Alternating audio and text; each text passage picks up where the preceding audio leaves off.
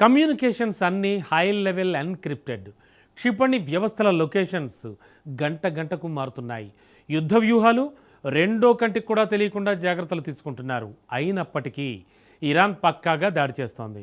Radar వ్యవస్థల్ని గురి చూసి కొట్టినట్టుగా ధ్వంసం చేస్తోంది. యుద్ధ విమానాలను సైతం పిట్టల్లా కూల్చేస్తోంది. ఎన్ని జాగ్రత్తలు తీసుకుని ఎంత కేర్ఫుల్గా ఉన్నా, ఎన్ని వ్యూహాలు మార్చినా ఇరాన్ దాడుల నుంచి తప్పించుకోవడం ఇంపాసిబుల్ అనేలా మారింది సిచ్యువేషన్. కానీ ఇరాన్ ఇంత పర్ఫెక్ట్గా అసలు ఎలా దాడులు చేయగలుగుతోంది? ఈ ప్రశ్నకు సమాధానం చైనా. ఎస్, అమెరికా అంతు చూడడమే లక్ష్యంగా ఆర్టిఫిషియల్ ఇంటెలిజెన్స్ ద్వారా డ్రాగన్ కంట్రీ ఆడుతోన్న పవర్ఫుల్ గేమ్ ఇరాన్ వెనకున్న పవర్. ఇంతకు భీకర యుద్ధంలో ఏఐ ద్వారా బీజింగ్ ఆడుతోన్న గేమ్ ఏంటి? ఆధునిక టెక్నాలజీతో అమెరికాను పరోక్షంగా ఎలా దెబ్బ కొడుతోంది? ఈ పరిణామాలు యుద్ధాల తీరునే మార్చేబోతున్నాయా? Let's watch. ఇరాన్తో యుద్ధం, అమెరికాకు బిగ్ షాక్ ఇచ్చిన చైనా.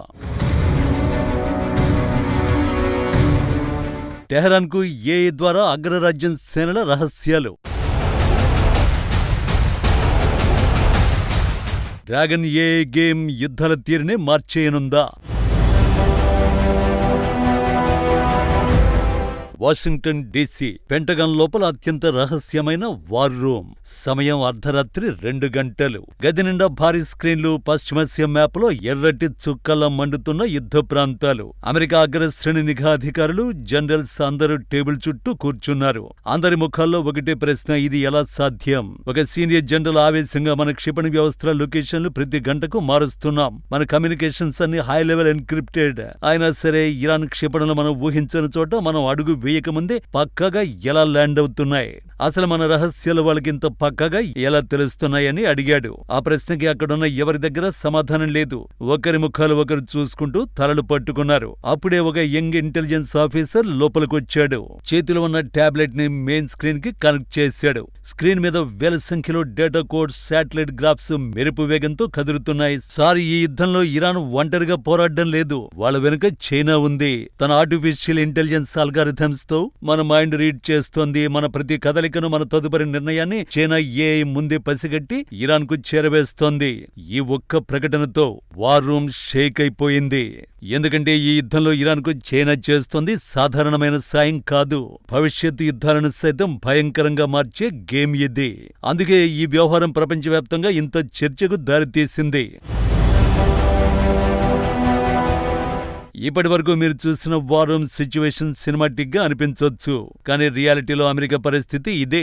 ఎందుకంటే యుద్ధం పీక్ స్టేజిలో ఉన్న ప్రస్తుత సమయంలో ఇరాన్ దగ్గర ఆయుధాలు మాత్రమే లేవు, మనిషి మెథడ్స్ను మించిపోయే మెషిన్ ఇంటెలిజెన్స్ ఉంది.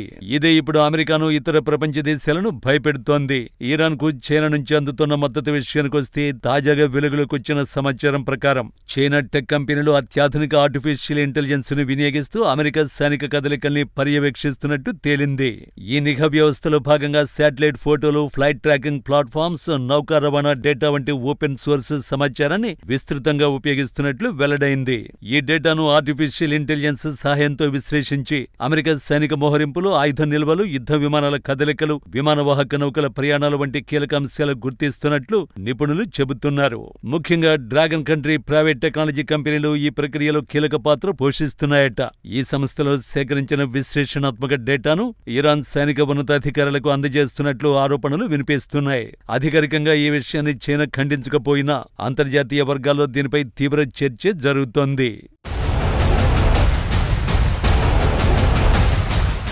ఎక్స్పర్ట్స్ చెబుతున్న వివరాల ప్రకారం ప్రస్తుతం అందుబాటులో ఉన్న ఓపెన్ సోర్స్ ఇంటెలిజెన్స్ సాధనాలు పవర్ఫుల్ గా మారాయి. ఒకప్పుడు ప్రభుత్వాలకు మాత్రమే పరిమితమైన నిఘా సామర్థ్యాలు ఇప్పుడు ప్రైవేట్ సంస్థలకు కూడా అందుబాటులోకి వచ్చాయి. ఏ టెక్నాలజీ అభివృద్ధితో ఈ సమాచారాన్ని వేగంగా విశ్లేషించడం మరింత సులభమైంది.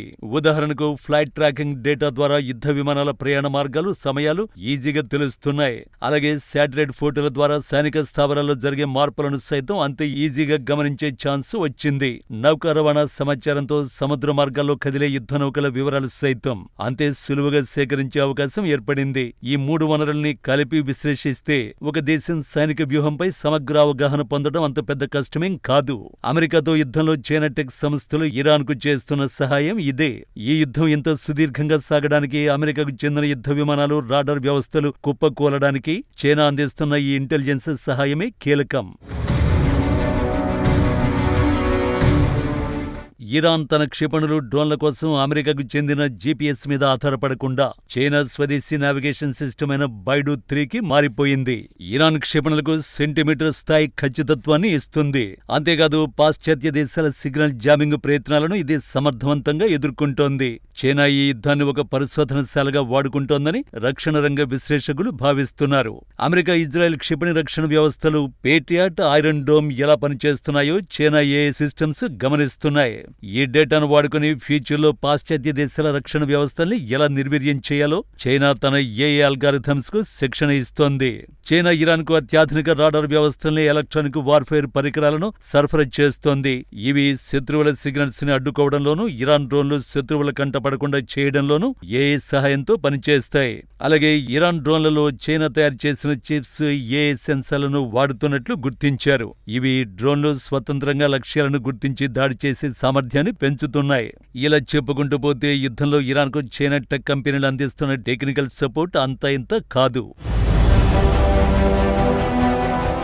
మరోవైపు తాజా పరిణామాలపై అమెరికా అధికారులు కూడా అప్రమత్తమయ్యారు. తమ సైనిక సమాచారం ఇలా బయటకు వెళ్లకుండా ఎలా అడ్డుకోవాలన్న దానిపై పరిశోధనలు జరుగుతున్నట్లు అంతర్జాతీయ నివేదికలు చెబుతున్నాయి. ఒక అమెరికా అధికారులే కాదు, ఇతర దేశాల్లోనూ చైనా టెక్ కంపెనీల వ్యవహారం తీవ్ర డిబేట్ కు దారితీసింది. ముఖ్యంగా ఓపెన్ సోర్స్ డేటా వినియోగంపై కొత్త మార్గదర్శకాలు తీసుకురావాలనే దానిపై చర్చ జరుగుతోంది. చైనాలోని ప్రైవేట్ రంగంలో స్పేషియల్ విశ్లేషణ సామర్థ్యం వేగంగా పెరుగుతోందని నిపుణులు హెచ్చరిస్తున్నారు. అమెరికాకే కాదు, ప్రపంచంలోని ఇతర దేశాలకు భద్రతాపరమైన సవాళ్లు తీసుకురావచ్చని వార్నింగ్ ఇస్తున్నారు. భవిష్యత్తులో యుద్ధాలు కేవలం భూభాగం లేదా గాల్లోనే కాకుండా డేటా టెక్నాలజీ రంగంలో కూడా జరిగే అవకాశం ఉంది. ప్రస్తుతం ఉన్న పరిస్థితుల్లో ఏఐ ఆధారిత నిఘా వ్యవస్థలు దేశాల మధ్య శక్తి సమీకరణాలను మార్చే స్థాయికి చేరుకున్నాయి. టెక్నాలజీని ఎవరు ఎప్పుడు ఎలా వినియోగిస్తారనే దానిపై ప్రపంచ భద్రత ఆధారపడే రోజులు దగ్గర పడ్డాయి. యుద్ధం ఆయుధాలతోనే కాకుండా సమాచారంతో కూడా జరుగుతోందన్న రియాలిటీని పశ్చిమాసియా యుద్ధ పరిణామాలు మరోసారి స్పష్టం చేస్తున్నాయి. ఓపెన్ సోర్స్ డేటా విషయంలో అలర్ట్ అవ్వకపోతే చైనా వంటి దేశాలు ప్రపంచాన్ని తమ గుప్పెట్లో పెట్టుకోవడం ఖాయం.